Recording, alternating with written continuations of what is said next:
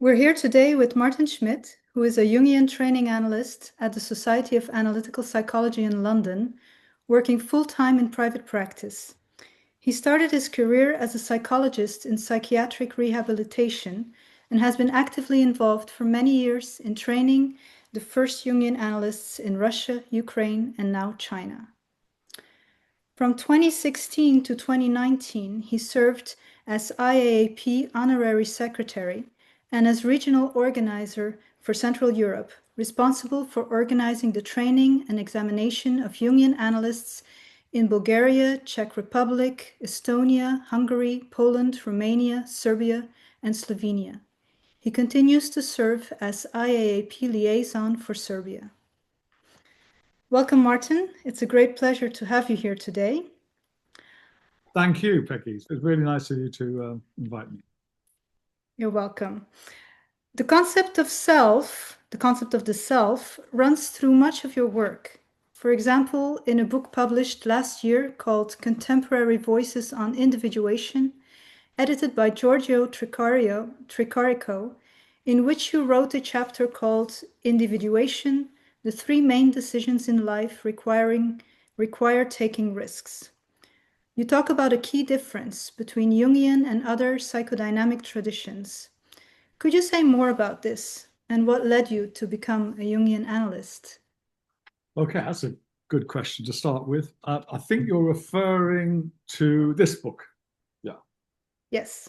For me, the key difference between a Jungian and Freudian approach is in terms of the understanding of the self.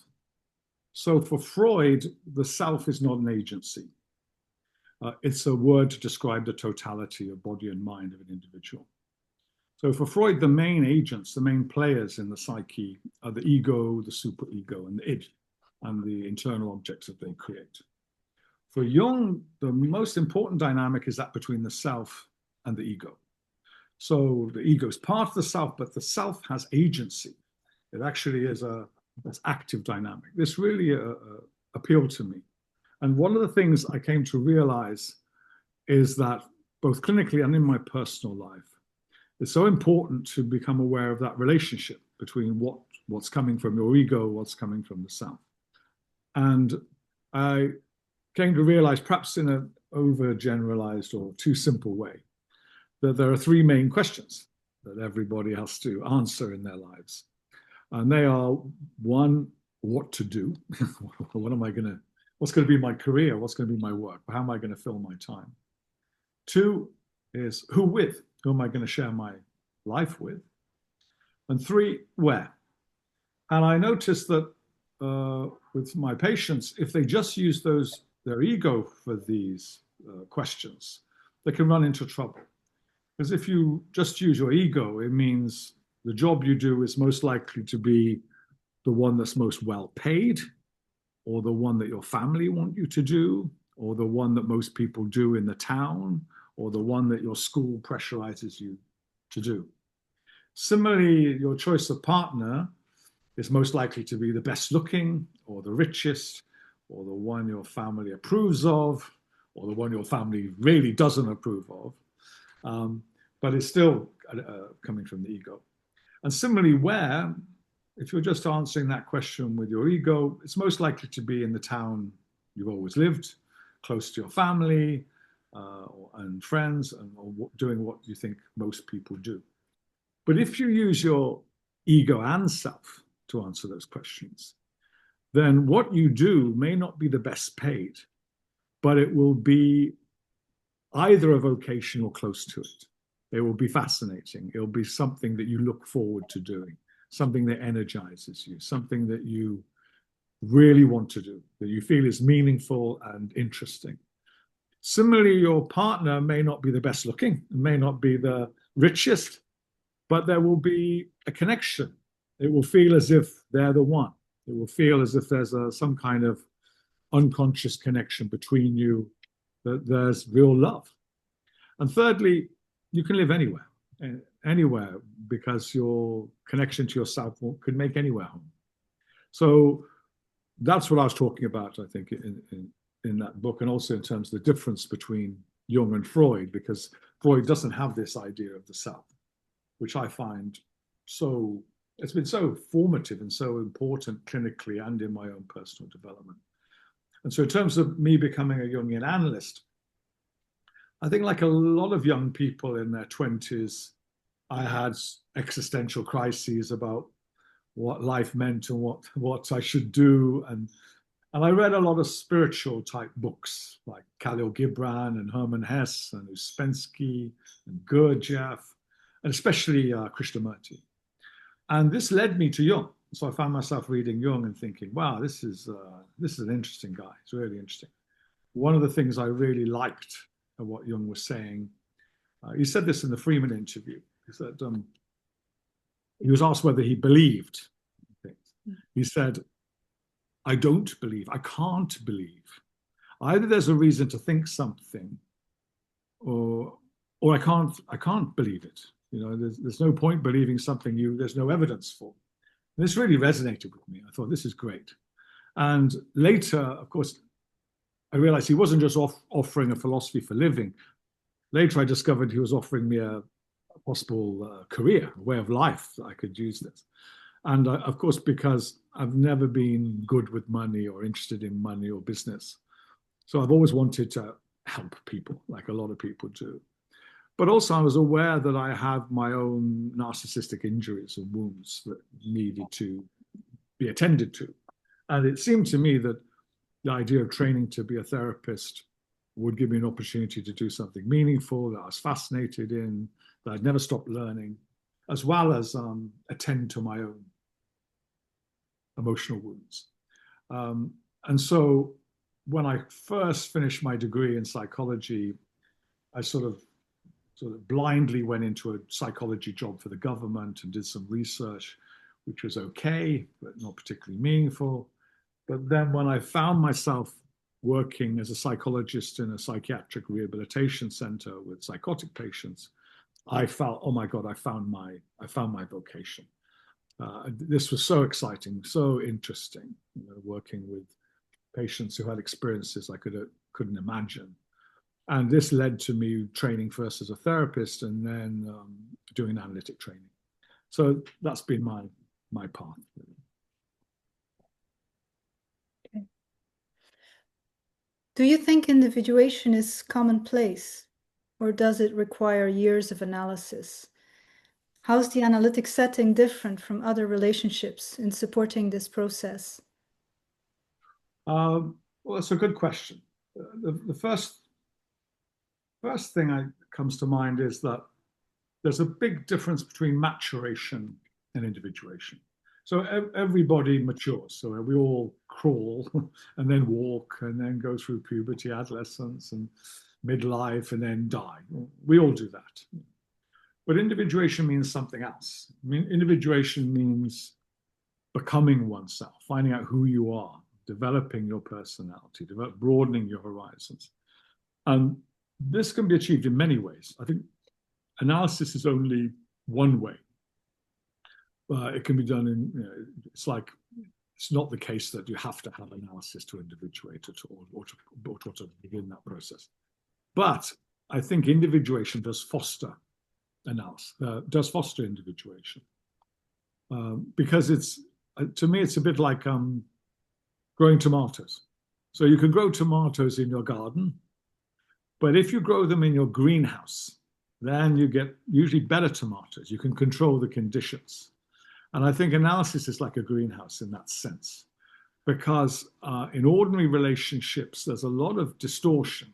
People have investments in us, parents, partners, friends, which makes it harder for us to be totally honest with them. We don't want to hurt their feelings.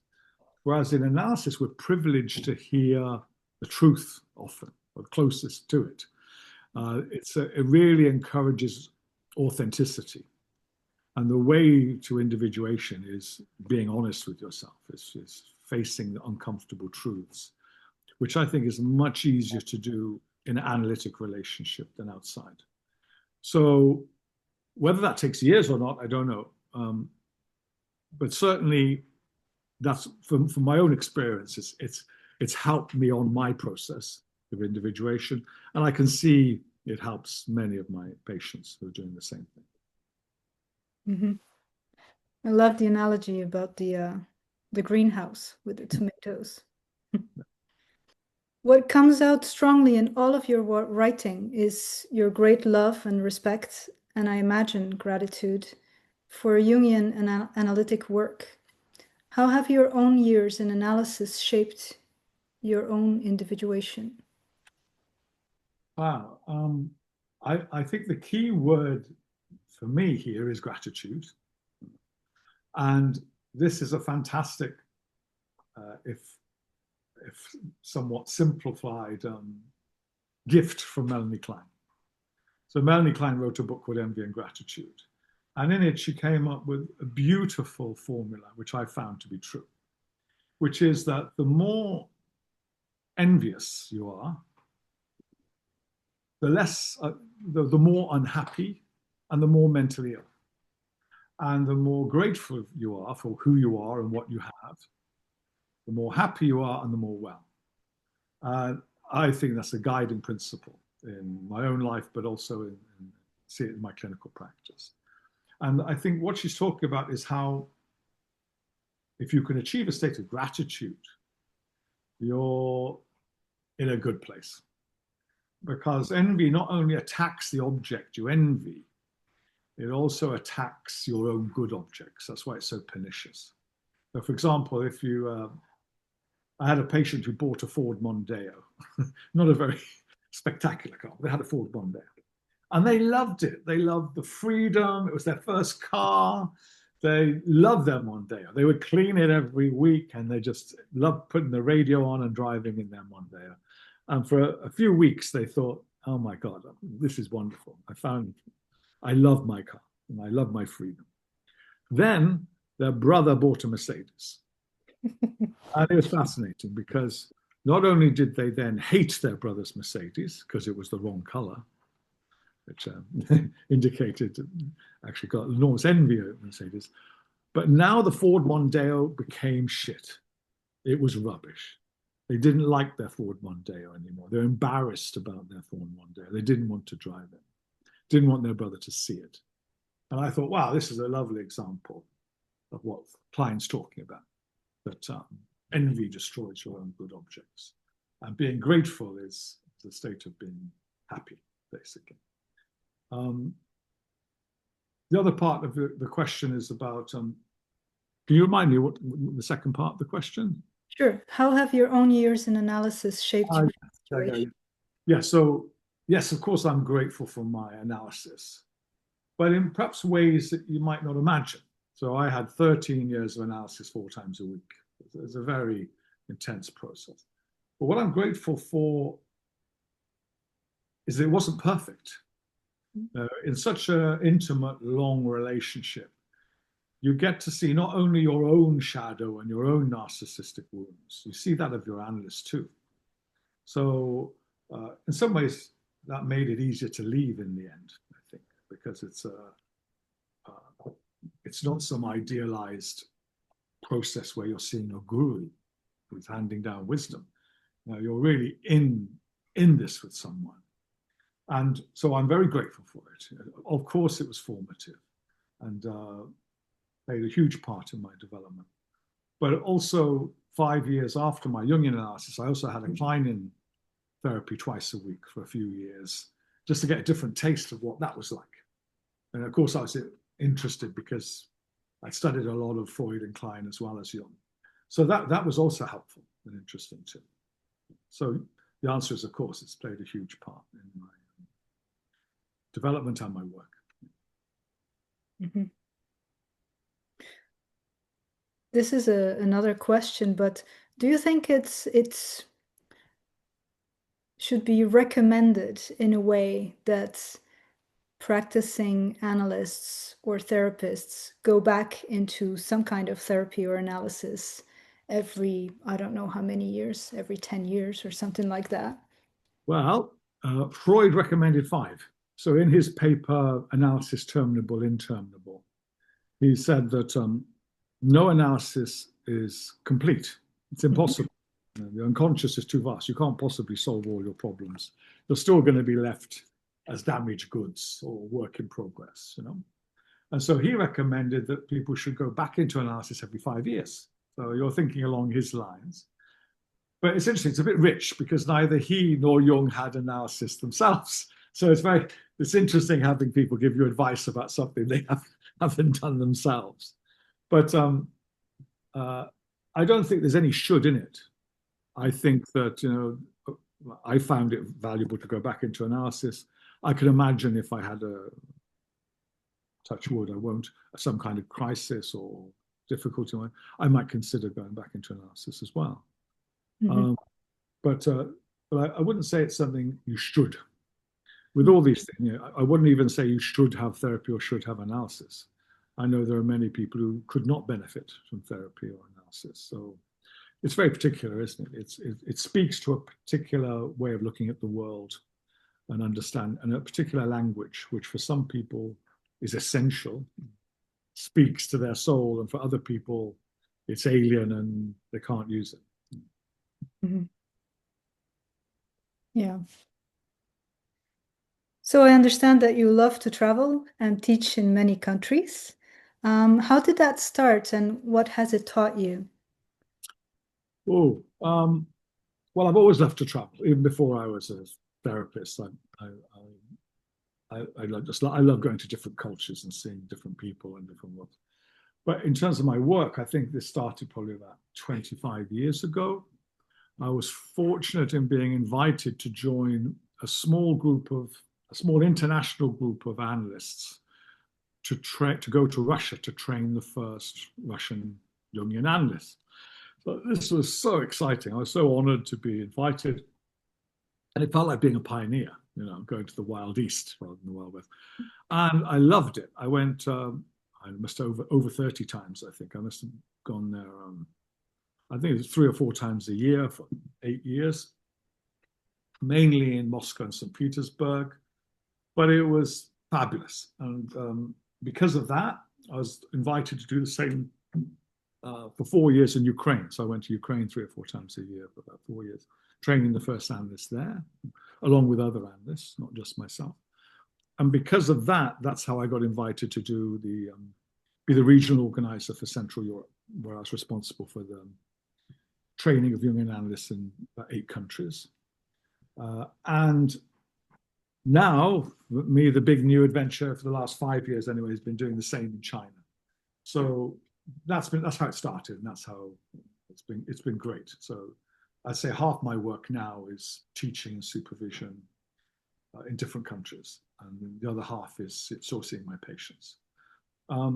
It's taught me so much. It's taught me so much about myself and different cultures, different complexes. Like in Russia, you have the babushka complex, where grandmothers have much more influence and power than others. You see certain constellations in supervision which get repeated, which reveal cultural complexes. Like in Russia, there was nearly half the cases I was working with would be with fathers with alcohol problems or problems with violence, usually as a compensation for feeling castrated by very powerful mothers and grandmothers. So that repeated again and again. It's a cultural complex. In China, there's keep hitting the same 2 complexes. One is preference for boys, which is so strong, stronger than any other country I've seen, to the extent that some little girls get, you know, given away or left, you know, sadly left to die. That has a massive impact. And also, of course, the one-child policy. So I've been teaching in some universities where no one in the hall had a sibling. So that has a huge impact. Sadly, especially in terms of how important academic success is. So there's enormous pressure. So many, many cases in supervision, basically where children are struggling and suffering because there's such pressure on them to study all the time, from 8 in the morning till 10 at night, no time for friendships or play, after school studies, 6 days a week. You know, basically being forced to live the unlived life of their parents, which Jung very much warned us against. So I learned a lot about different complexes and cultural complexes and different cultures. And For example, I would be embarrassed to invite any of my Chinese guests to England for lunch. Because when you have lunch in China, you have a round table with maybe 20 dishes to choose from. In England, you're lucky if you get a sandwich and a bag of crisps. So it'd be so embarrassing to invite any of the people supposed to be in China to a meal in England. But also what you learn is that the most wonderful lesson is that people are basically the same wherever you go. Wherever you go, they're human beings with the same anxieties, the same flaws, and also analysis works, and that there's different ways of doing it. Like in China, sound tray therapy is really big, sound play. So I've learned a lot about sound play and how it's like a three-dimensional art therapy in a way. And so it's interesting to see what different techniques people use. And yeah, it's great. And I still love traveling and teaching abroad. That hasn't waned. Yeah, being exposed to different cultures really opens us. Yeah.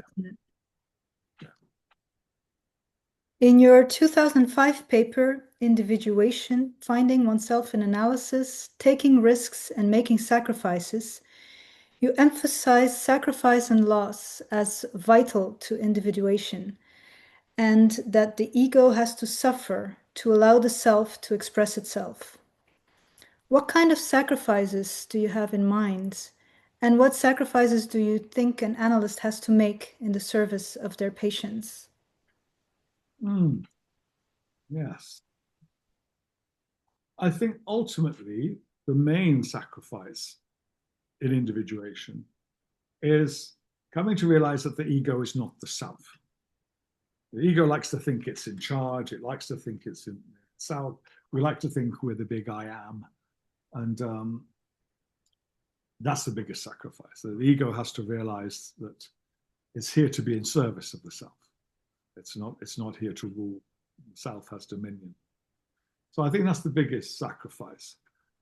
Also, there are narcissistic sacrifices. We have to realize that we're not the center of the universe. As Professor Brian Cox said, reminds us very soberly, 99.9999% of the universe is not you. And it's a relief in becoming a parent, because that really lets you know that you're not the most important creature on the planet. So I think in terms of sacrifice, in terms of individuation, development, it's about coming to realize you're not the center of the universe. You're not the most important thing here. And the more you're connected with other people and the world, the better you're going to feel. How that translates into being an analyst is that there's a lot of sacrifice in being an analyst, not least in realizing people become dependent on you often. So you have to give them lots of warnings about your holidays. You can't take holidays that are too long if you've got a dependent patient.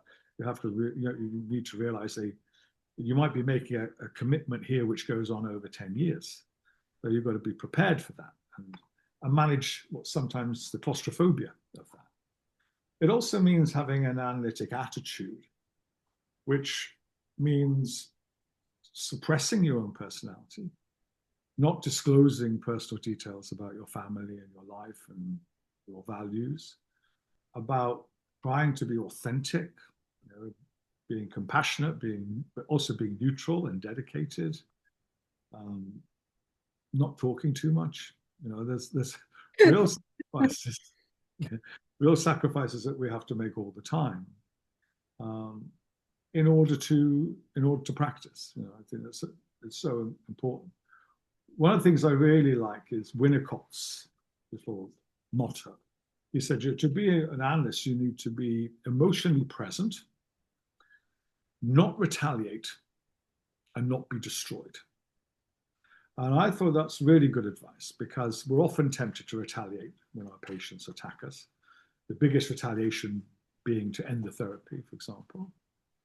But also being destroyed means losing your analytic position. For example, if you became your patient's friend rather than bearing the fact that you have to remain neutral, have to be in the analytic position and not act out. observe the rule of abstinence and maintain boundaries. This all means not being destroyed. In 2016, you wrote a chapter with Catherine Crowther in the book Moments of Meeting, edited by Susan Lord, entitled States of Grace in Analysis. Why did you choose the word grace, and what do you mean by it? Okay, I think you're referring to this book. Yes. We chose the word grace because it captures something about a state of mind where something is received rather than produced. So I've been very interested in Jung's idea of two types of thinking.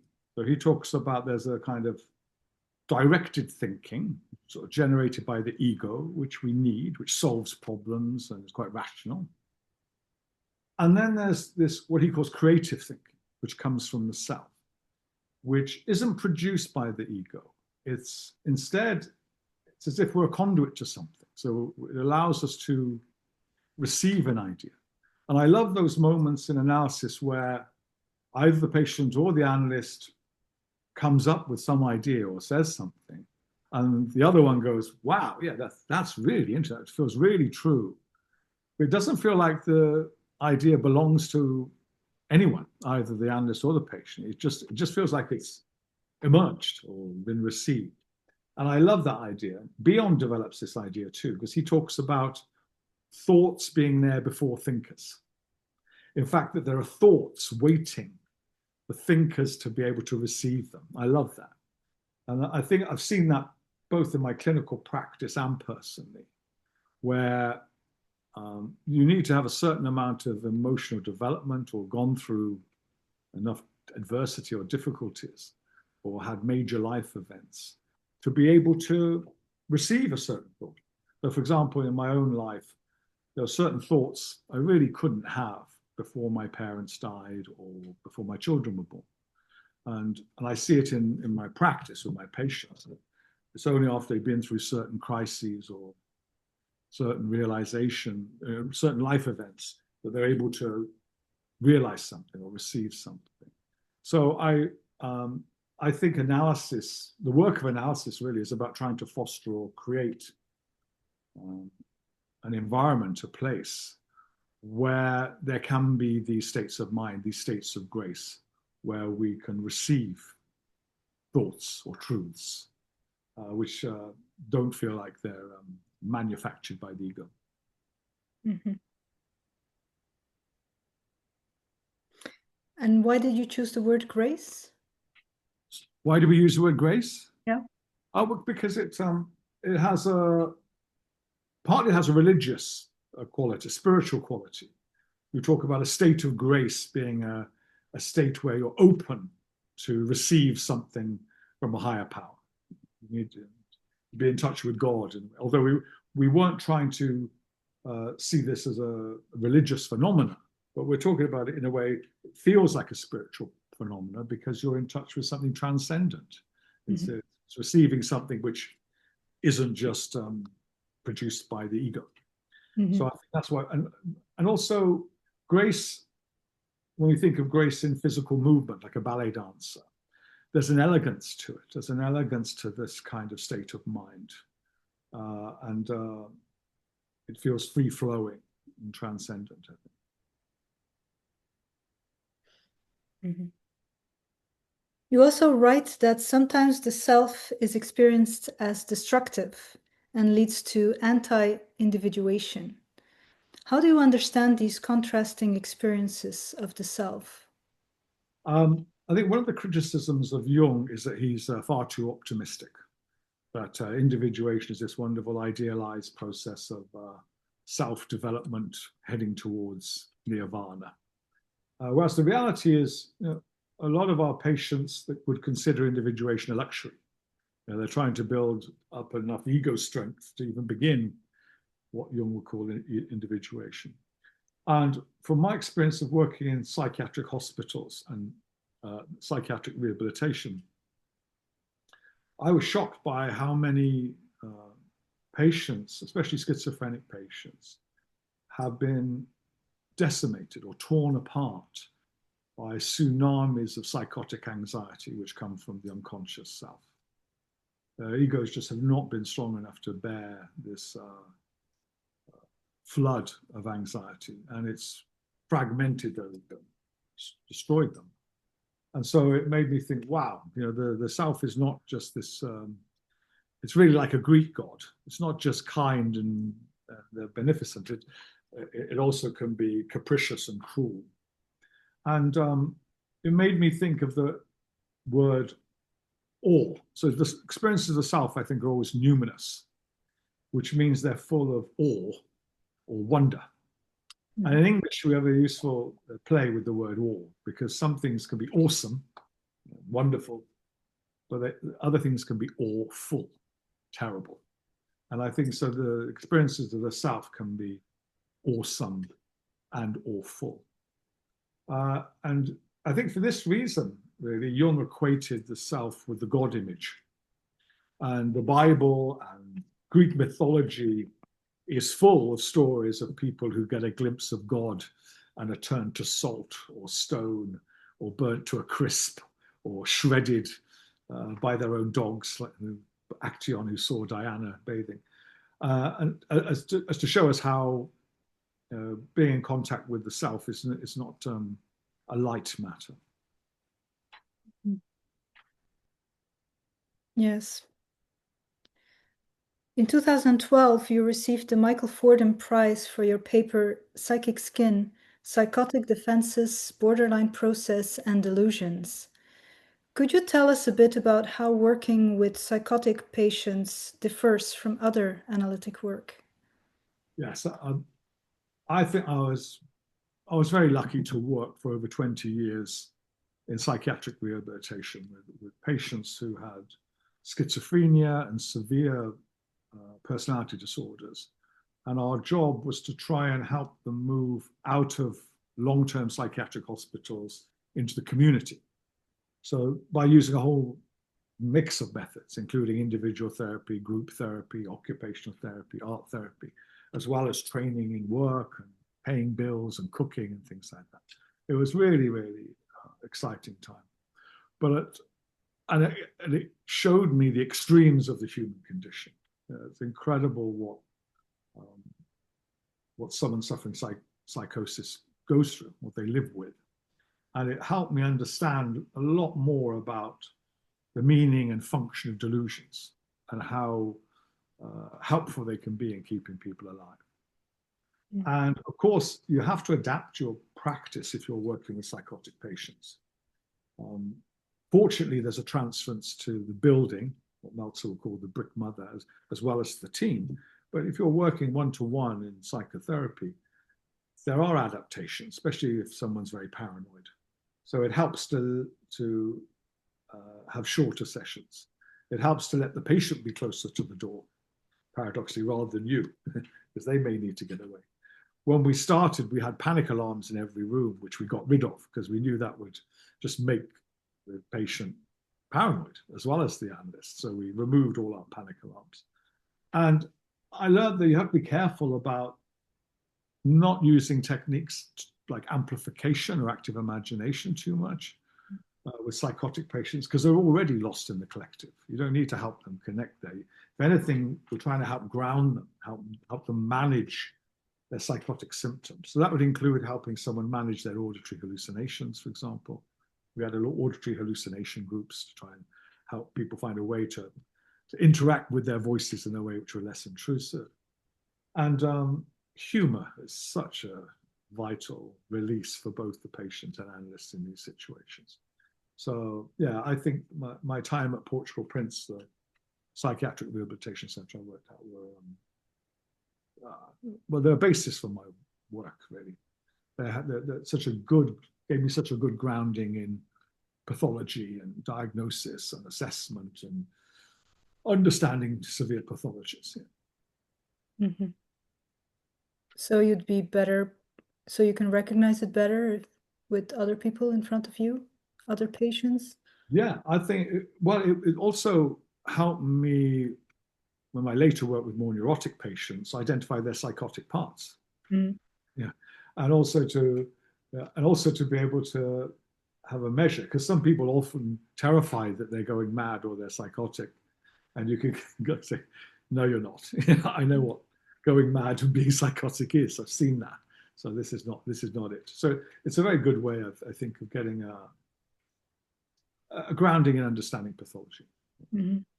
You can reassure your patients because you're speaking from a real authority, because you know. I'm sorry, I missed that. Can you say again? You're able to reassure your patient because you're speaking from real lived authority, real experience. I think so, yeah, exactly. So, and you're not afraid of it. Yeah, well, that's the biggest thing. I think the biggest thing is if you've worked for 20 years with people who are very disturbed, and you've seen people breaking down, and you've seen people climbing the walls, literally, then you're not so frightened when someone's talking about their panic attack or their anxiety states. Yeah. In your 2019 paper called Beauty, Ugliness, and the Sublime, you state that the maternal, the feminine, is the source of beauty and aesthetic experience. Could you tell us about the experiment you conducted and what you discovered? Yeah, this was, I asked a simple question. I don't know how many I asked then, but by now I've asked over 700 people this very simple question, which is, tell me something beautiful. I've always been interested clinically in the role of beauty and aesthetics in analysis. And I was surprised at the answers. So the answers are more or less half and half. Half what I call collective.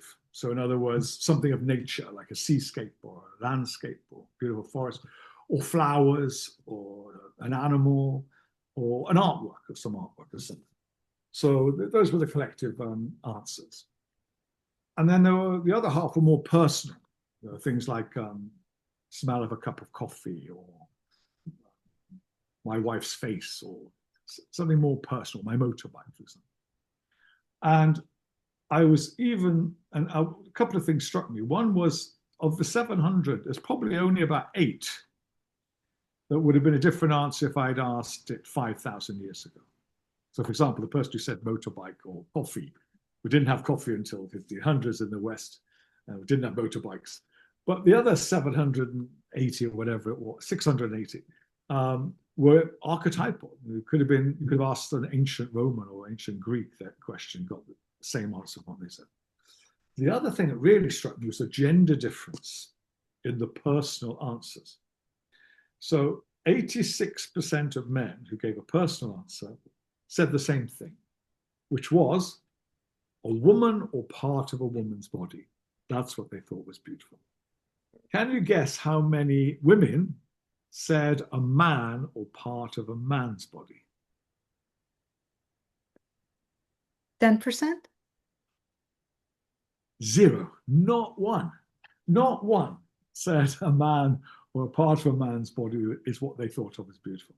But even more of them, 88%, said the same thing, which was a baby or part of a baby's body.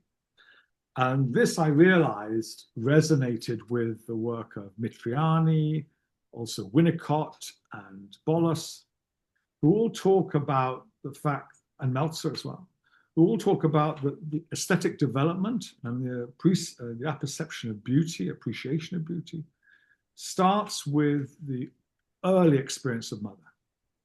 What she looked like, what she smelled like, what she sounded like. That very initial contact is their argument.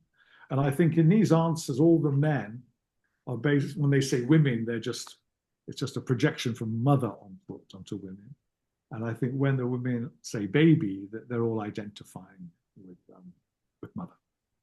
And I think it's interesting in terms of Jung, because for Jung, he had an archetypal mother. His personal mother was very ill and often absent, even called her ugly.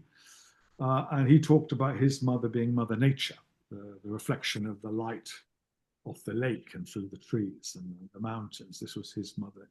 And I think he said something really interesting, which is that for all of us, Mother Nature becomes the second mother. I think this is why we like to be in nature, because it's the It's where we find mother again after our primary mother. Mm. It's very interesting. I'm shocked by the 0%. And I'm wondering if you imagine that one or two, but perhaps one woman would have responded with a man or part of a man's body, what would you have inferred about this woman? Well, I was expecting that. I was expecting there to be quite a few women who would say a man or not a man. In fact, I was disappointed from my own narcissistic position that they didn't say that. But having looked at the results, I would infer now that they were making a more, well, two things. Maybe they're saying something about their sense of beauty maybe came from father, or maybe they're identifying with being more masculine themselves, and therefore answering like a man would by saying the opposite sex is what they're finding attractive. But I don't know. The point is they didn't, so I didn't have to. Okay. Maybe one day, if you keep asking the question. Yeah, I will. I'll keep answering that question because I think it's really interesting. And I'm sure one day, it sounds to me like maybe you would have said a man or a man's body. I'm doubting between that and tulips. Yeah. You write that both beauty and ugliness are essential to a full aesthetic experience, and you describe art as restoring and recreating the loved object, but also involving aggression. Towards the end of your paper, you add this beautiful, perhaps even sublime sentence: "We see time and again how in art beauty renders tolerable the unspeakable horror and shock to which the spectacle of the other exposes us." Could you unpack that for us? Yes, I think so. So when there's a quote by Joe Campbell I really loved, and he said, "Beauty invokes, it fascinates us." He says it's the mysterium fascinans, whereas the sublime shatters and overpowers us. It's the mysterium tremendum. So as well as being what Civitarese would call the sublime being the aesthetic feeling of being elevated in the presence of something which exceeds the normal parameters of the beautiful, there's something about the sublime which is shattering. You know, I think Joe Campbell also talks about like being in a city that's being bombed is sublime. And there's something about beauty, Keats talks about this too, that something about beauty is that what makes something beautiful is its transience. Like a flower is beautiful because we know it's going to be gone. Schopenhauer also marks the different levels between beauty and the sublime. But in terms of the quote, I noticed that there's a number of wonderful works of art which are essentially horror scenes, and yet because they're so beautiful, the horror is mediated in some way or even forgotten. So I've got an example here of this. So I knew you were going to ask me this question. It's one of my favorite works of art. I don't know if you can see it. It's by Bernini. It's called Il Ratto da Proserpina, The Rape of Persephone. It's in the Villa Borghese in Rome. I don't know if you can see, but can you see the dimples where his hand is holding her thigh? I mean, Bernini, it's a rape scene, but Bernini has turned marble into flesh. It's so beautiful. It's shockingly beautiful. And I think, again and again, art, not just in paintings and sculptures, but also in film and in books, mediates or makes the horror of the world bearable in some way by portraying it in a beautiful way. You know, beautifully written books, beautifully painted pictures. I also think of Hakkasai's Wave, you know, the iconic wave of Hakkasai. That's just about destroy fishermen in boats, or the execution of Lady Jane Grey by Delacroix in the National Gallery.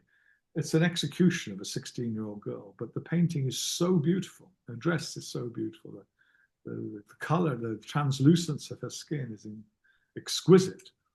All these things somehow mediate this, make the horror of the world more beautiful. I mean, essentially, I think life is sublime, isn't it? Life is sublime because it's full of horror and yet so beautiful, full of so much pain and suffering and yet so beautiful at the same time. Remarkable paradox. Mm-hmm. You posit that the sublime reveals the fracture that has been created between man and nature, between infinite and finite, between the immeasurably large and the incredibly small. And I feel like adding between the divine and the earthly. Isn't this also what romantic love does, recognizing the divine or sacred in another person?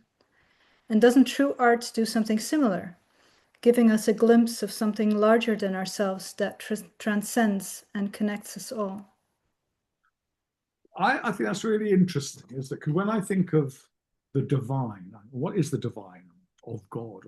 But the divine, I think, implies something sacred, greater than, something a higher order, transcendence, as opposed to, like you say, the earthly, which is grounded in terra firma. And for me, there is a link between sublime art and falling in love, because in both we're transported, aren't we? We're transported and put into contact with something transcendent and bigger than us. So when we fall in love with someone, it's almost like we're having the experience of something greater than ourselves and even greater than the other. I think it was Plato who said that love is the ladder to the divine. I think he said that, by which I think he meant it's a portal to a transformative experience that you're referring to. And in both love and art, I think we recognize the existence of something greater than ourselves, something numinous, something sacred, something transcendent. Puts us in touch with how small we are in comparison. And this makes me think of the late, great Peter Cook. So Peter Cook used to say that when he went for a walk in the countryside late at night, pitch black, he could look up and see thousands of stars. And he'd say to himself, how insignificant they are. Which I thought was wonderful. The exact opposite of what your question's referring to, which is about that we're in touch with something that there's something very refreshing, isn't there, about feeling we're part of something much greater. At times that can be terrifying existentially. At other times, I think it can be really comforting.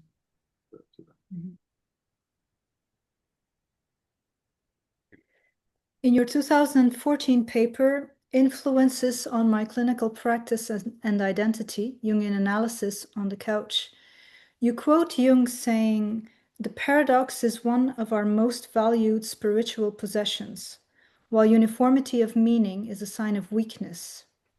Only the paradox comes anywhere near to comprehending the fullness of life." With the benefit of your subsequent experience, what are the different ways in which you feel this applies? Okay, I think we just touched on that, actually, with the paradox of how awful and terrible life is and how wonderful and beautiful it is. How awesome and awful the self can be, for example. And so one of the things I love about Jung is the fact he acknowledges the mysterious. He's not frightened to go to the mysterious, really values this kind of paradox and loves to look at things from different perspectives. And we have to hold that tension in our work because most patients want cognitive closure. What that means is they want a clear, certain answer or direction. They're putting enormous pressure on us to tell us what's wrong with them and what they should do. And we have to hold that tension. We have to not allow it to collapse into some kind of premature, forced, misfounded solution just because we're anxious and they've made us anxious. And I think James Hillman has a lot to say about this. He talks beautifully about how analysis is this relationship between the soul and spirit. He didn't like to talk about the self and ego so much. He liked to use more poetic language. And he'd say that Now, the work of analysis is soul building, and which relies on uncertainty. So he liked to associate to words. So he associated the word soul as if it was a dimension of the self, as if it was feminine, soft, deep, that it keeps close to death, that it lives in imagination, in religious and romantic thought, and in fantasy, and that it's essentially a dimension of the self, about being in touch with something mysterious and uncertain. And this is in contrast with what he calls spirit, which feels like it's a facet of the ego. Spirit is spirited, it's phallic, it's sharp, it's certain, gets the job done, it's penetrating, for example. And he comes up with this beautiful line. He says that soul is water to spirit's fire. And he said that soul is like a mermaid that beckons spirit into the depth of passion to extinguish its certainty. And I just thought, wow. When I read that, it's like it made the hair on the back of my neck tingle. Because I think he's describing analysis, where we are trying to beckon our patients into a committed, intimate relationship in order to show them that extinguishing certainty of the ego is the way forward. And it's the opposite of CBT. CBT is all about spirited ego solutions, which I can see are helpful as well at times. But I loved Hillman's really poetic way of describing how important uncertainty is. And paradox is all about uncertainty, isn't it? It's all about looking at things from different perspectives. And this is another lovely quote. This is another real quote from Kalshed. Kalshed pointed out that the antonym of symbolic is diabolic. And I thought that's fantastic, because symbol, analysis depends on a symbolic position. And a symbolic position, basically, symbol means to bring together from the ancient Greek. And we are trying to bring together diverse perspectives, trying to look at problems, look at life from different angles, welcoming diversity, welcoming someone challenging us and saying, no, it's not like that, it's like this, you should see it like this.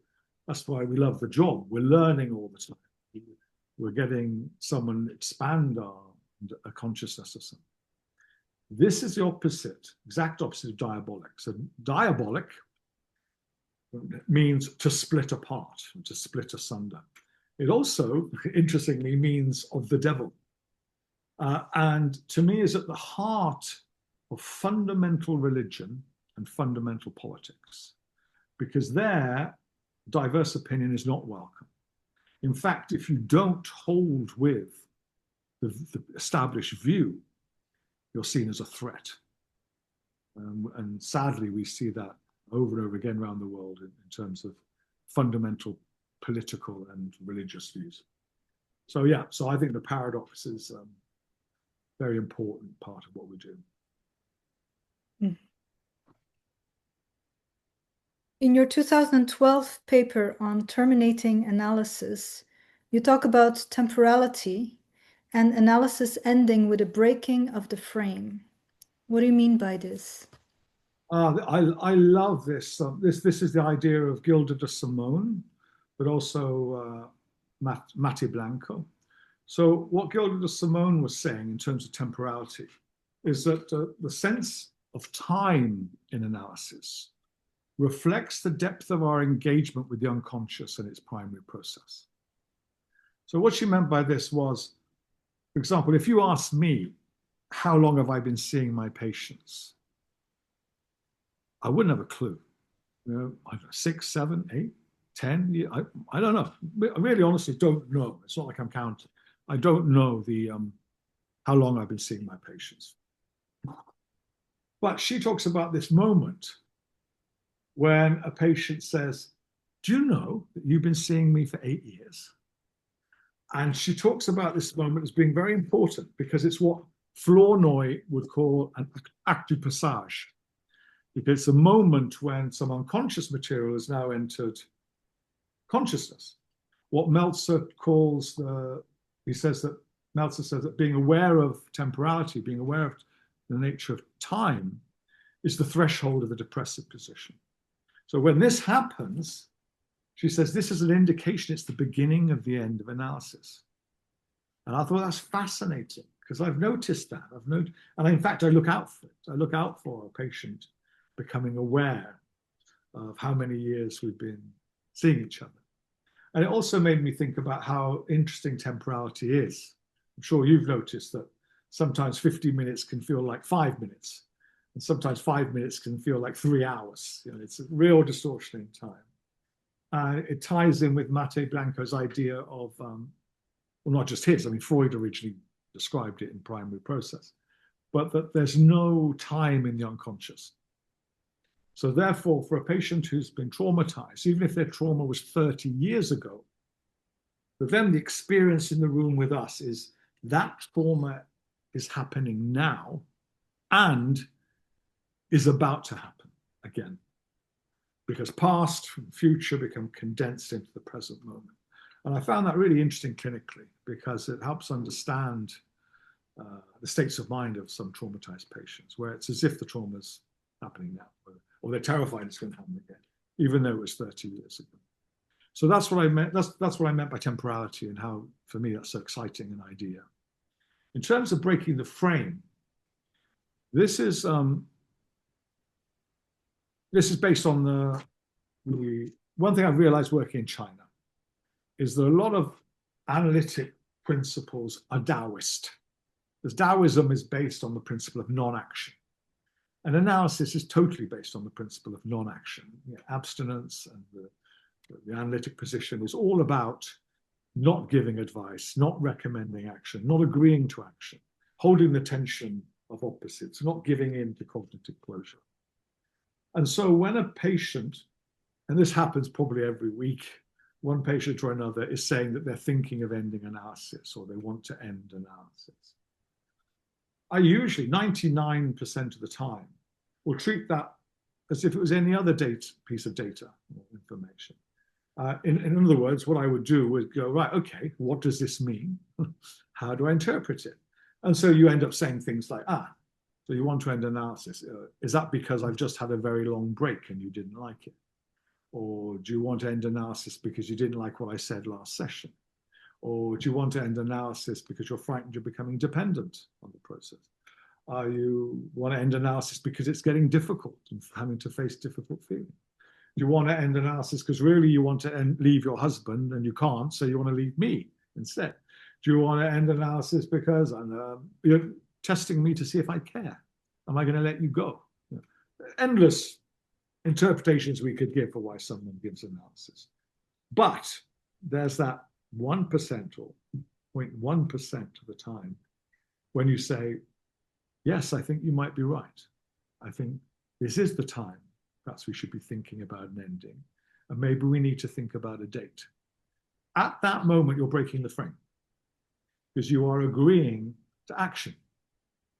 So most analyses end with the inevitable and necessary breaking of the frame. That's what I meant by that. So how do you know? How do you know when? How do you know it's that 1%? You don't. You're living with that uncertainty, aren't you? Your main tool is your countertransference. So, but also you're looking at the context. Sometimes it's obvious it's the wrong time. Sometimes it's obvious the patient is frightened or reacting or acting out, or they're leaving at a time which looks like it's the worst possible time. You know, something terrible has just happened and they want to leave. And that's it. So, yeah, actually, sometimes that might be the best time. Who knows? But I can, you can do gentle probing to see whether, what's behind, or you can often feel or often see the context of what's come to this point. And sometimes the context is, yes, you've come to a point where this feels like a good moment to end. There's still work to be done, but that work will have to be done on your own or with other people or maybe coming back to analysis later. But it feels like this is it just feels like it's the right moment to launch, the right moment to lead. And so, I mean, there are many factors, aren't there, in making that decision. And it's not one I ever make lightly, but it's often informed by, because when a patient is ready, they're usually open to a consideration of whether they are. Mm-hmm. It's usually when a patient is acting out, they go, no, I'm going. You can't stop me. And this kind of attitude, that usually it's a red flag, isn't it? It being the right reason. Mm-hmm. In 2025, you co-edited with Louisa Zappi a book called The Complexity of Trauma, Jungian and Psychoanalytic Approaches to the Treatment of Trauma. You contribute a profound and deeply moving chapter on eroticized trauma and its manifestations in the transference.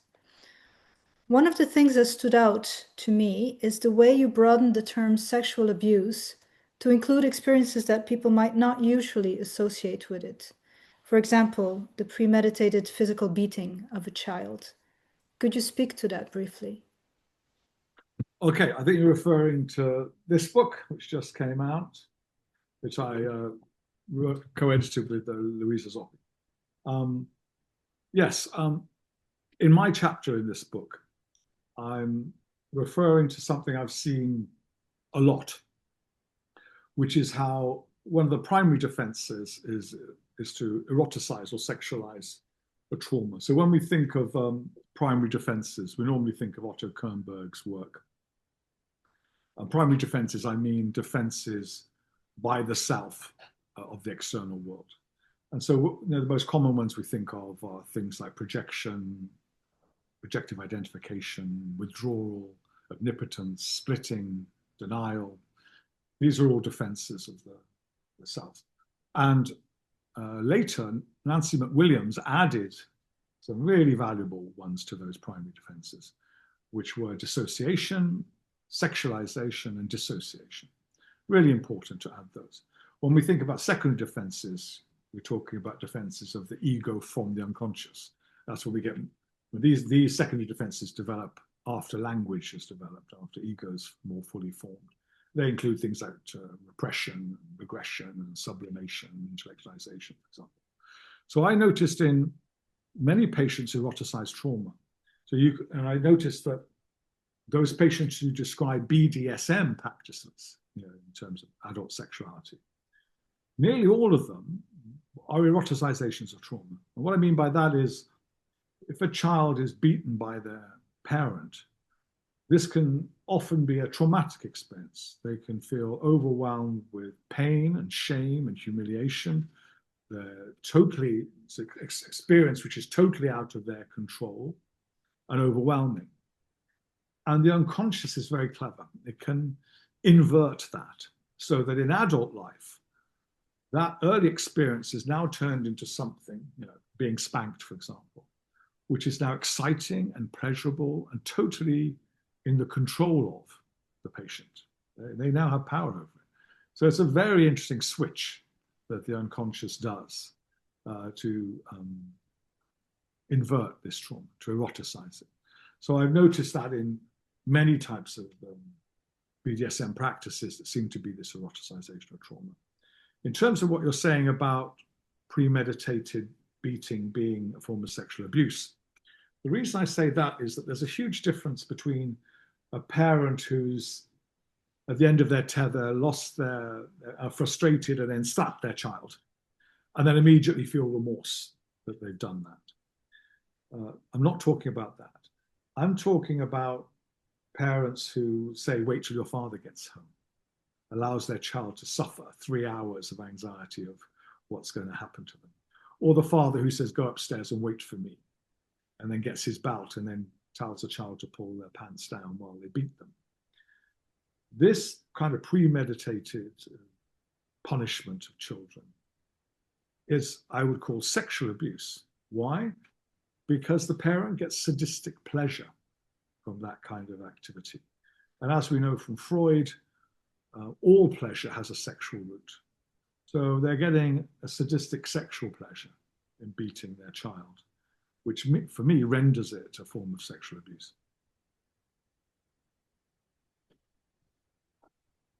In the same chapter, you describe eros as a force which connects and eroticization as a creative form of repetition compulsion. How do you understand eros in its positive aspects as well as in its relationship to trauma? Well, eros is a central part of Jungian theory.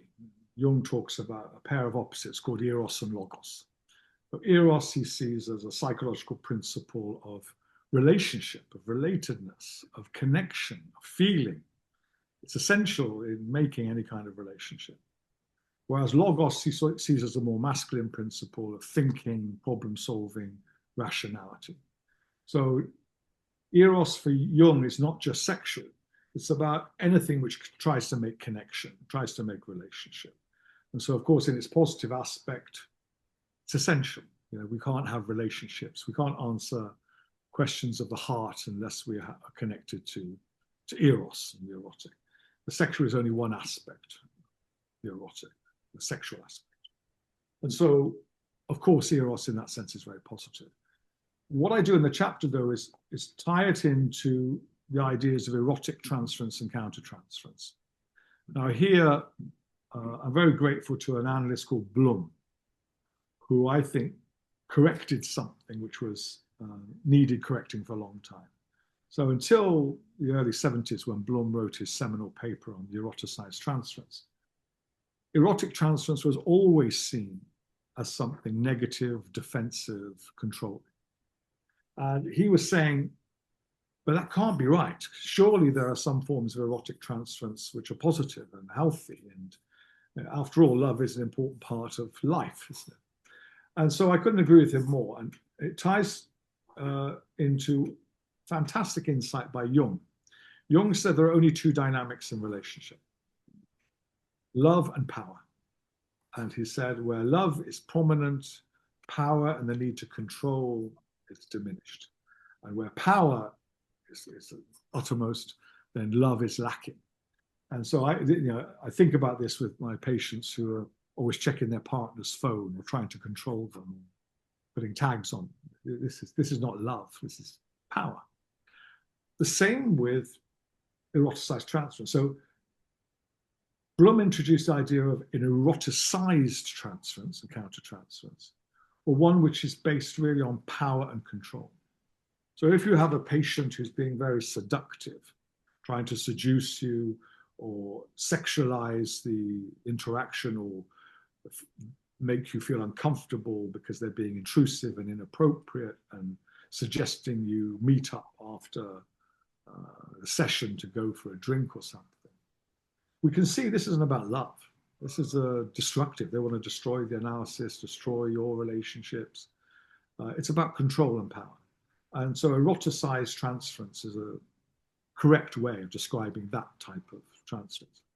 But if you've been working with someone for many years and you've been through an incredibly rich, valuable, dedicated process of going through incredibly difficult times with a patient, where you had to work through challenging experiences for both of you, then it's natural you get to a point where you have mutual appreciation and affection and concern and care, you know, feelings of love, not sexualized love, not eroticized love, but just a gratitude for what you've taught each other.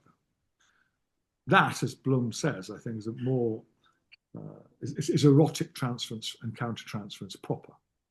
It's a more positive, healthy experience, guided by love rather than control and power. That's what I meant.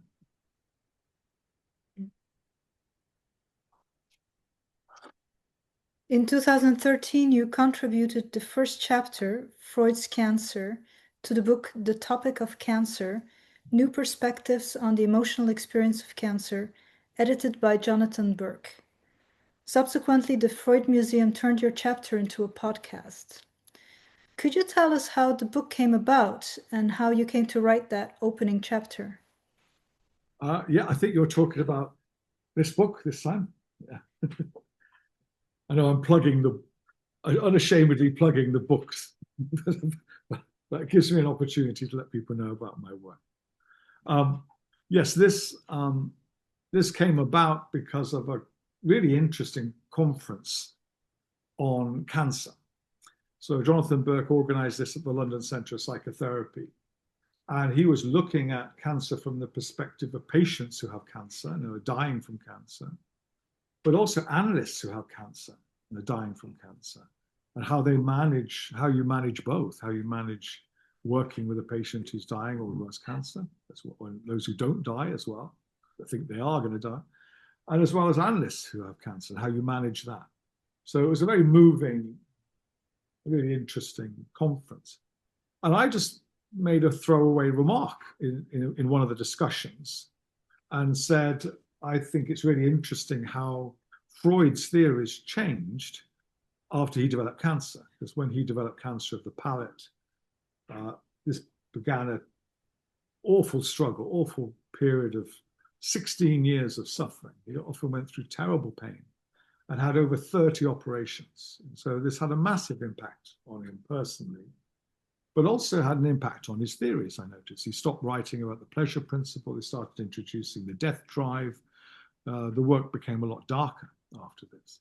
And so I just made this comment. And because of that, Jonathan Burke organized a conference, said, oh, that's a fascinating idea. Could you please write a chapter on that? Which I was a little bit disappointed about because my talk was on the wounded healer. And I was hoping he was going to ask me to do a chapter on that, but he asked somebody else to do that. So I ended up writing the chapter on Freud's cancer and the impact on his life and impact on his theories. And then the Freud Museum heard about it and they really liked it. And so they invited me to give a lecture at the Freud Museum in London, where Freud lived. And then this was turned into a podcast for the Freud Museum. Okay. You did your training in London at the Society of Analytical Psychology, or the SAP, founded by Michael Fordham in 1946, who established the developmental school of Jungian analysis.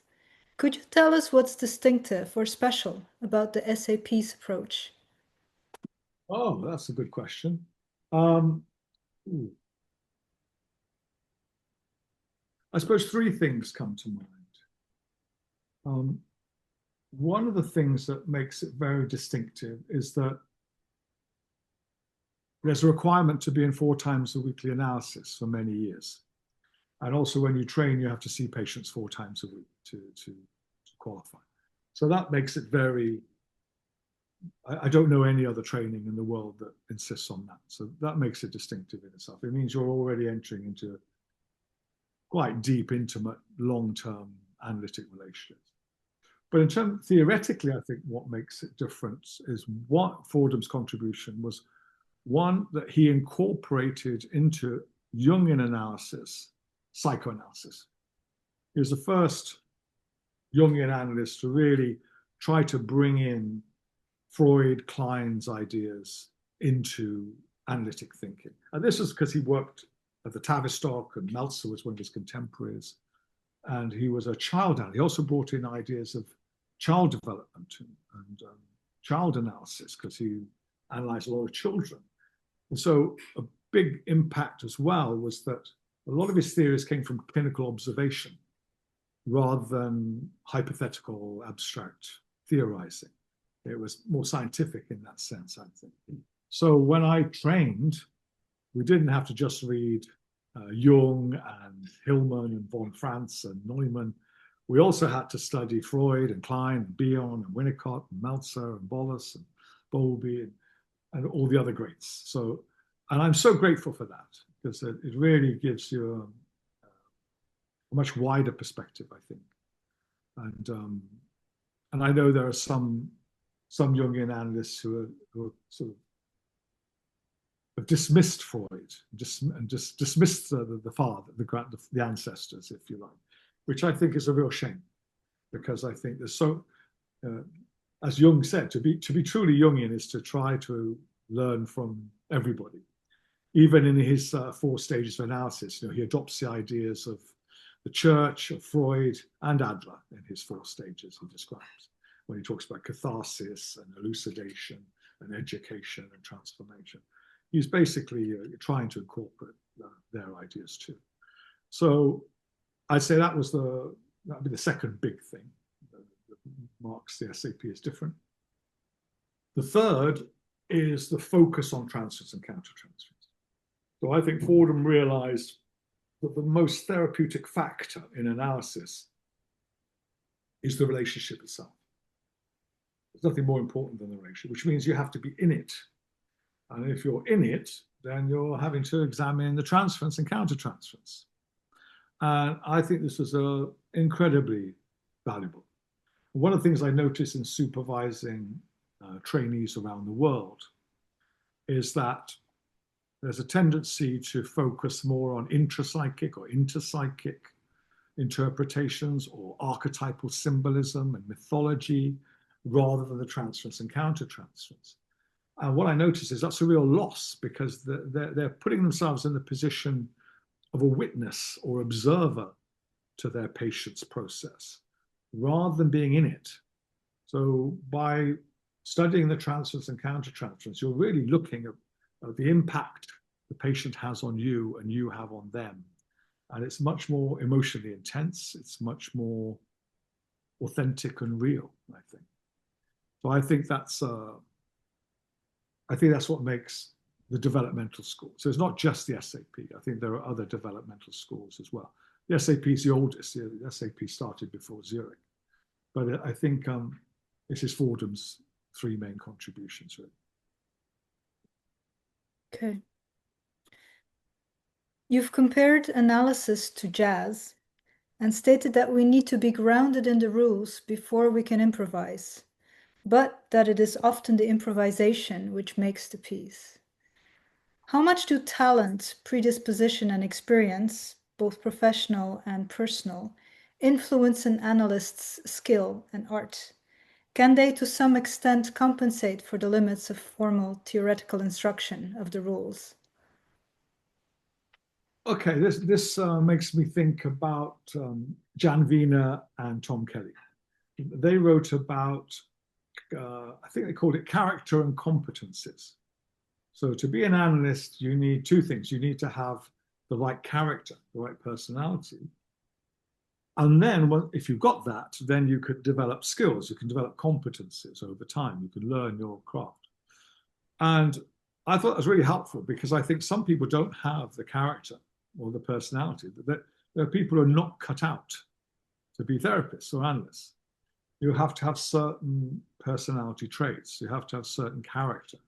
So you have to be able to make a committed relationship that lasts years. You have to have patience. You have to be able to suppress your personality. You have to be able to not act out, or you have to observe the rules of abstinence and non-action. You have to be dedicated and compassionate and curious and authentic, love the truth. Not everyone has those characteristics, so not everyone can do that. But even if you do have those traits, you then have to develop your craft, as Warren Coleman calls it. You have to hone your skills. So then that's the starting point from which you can learn many things. So it's just like a lot of us can dabble, like I do, in playing music. But if you want to be a professional musician or a professional tennis player, for example, you've got to have a certain skill set, or it's not going to happen. And then, even if you've got the skill set, you still have to work at it to develop that. So that's what first comes to mind when you talk about the jazz and predisposition. When you talk about the limits of theoretical instruction, formal instruction of the rules, that makes me think about Bion's vertices. I love Bion's vertices. So Bion said one of the problems in analytic trainings is that we're only taught the scientific vertex. In other words, this is a very rational scientific vertex, which is reductive. In other words, It's focused on the past. It's focused on understanding the patient from their early childhood experiences, attachments, and traumas. It's quite paternal, he says. It's the main idiom is interpretation, putting words to feeling to create meaning.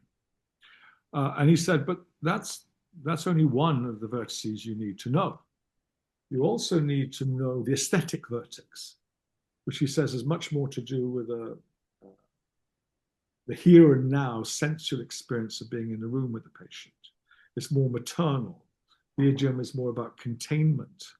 And it's not about the past, it's about the here and now, including the objects in the room, sharing the same noises and the way the light plays on the wall, being aware of the aesthetics of the objects in the room, of what you're wearing, of what your patient wears, of how they breathe, how they smell, how you smell.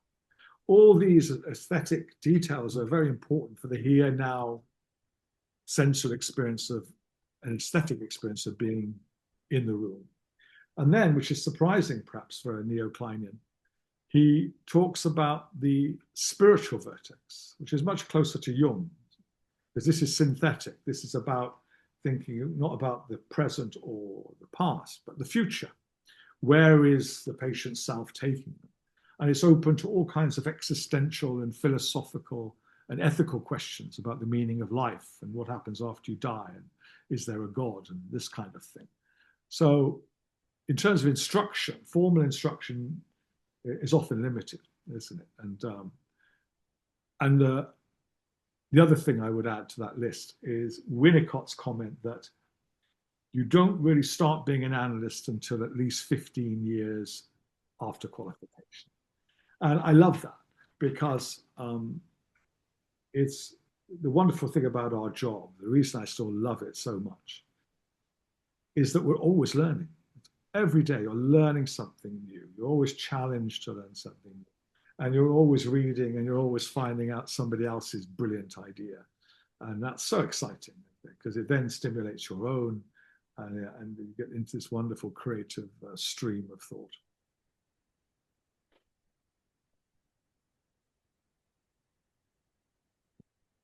So last question. Is there any one quote from Jung, from the many he has made, that stands out for you personally? Oh, wow, there's so many. Oh my God, there's so many. But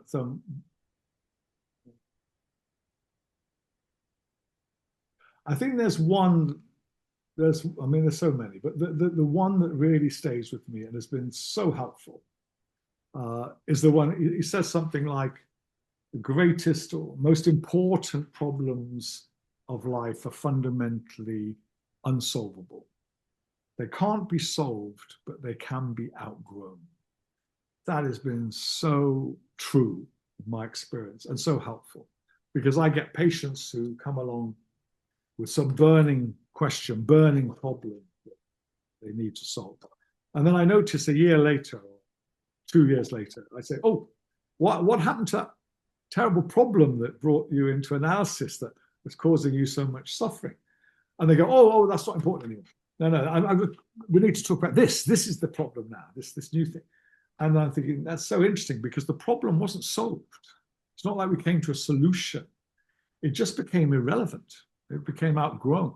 Now there's something else that we have to look at. And that was so helpful because when you're starting out, you think, oh, I've got to come up with some really clever, penetrative, intelligent interpretation that solves the patient's problem and gives them a clear direction. And of course, you realize that's impossible. And it's not what the work's about. And that actually our work is far more about finding a way to be able to stay with and be emotionally present and hold a patient for them to find their own solutions or to outgrow their own problems. It's about the journey and not the end goal. Exactly. Yeah. Mm-hmm. You don't need to get to Ithaca just yet. Well, thank you so much, Martin, for offering us a glimpse into your research and clinical work over the past 20 years. Reading your papers and book chapters has been both thought-provoking and inspiring for me, and I'm very grateful you took the time to share some of your insights with us today.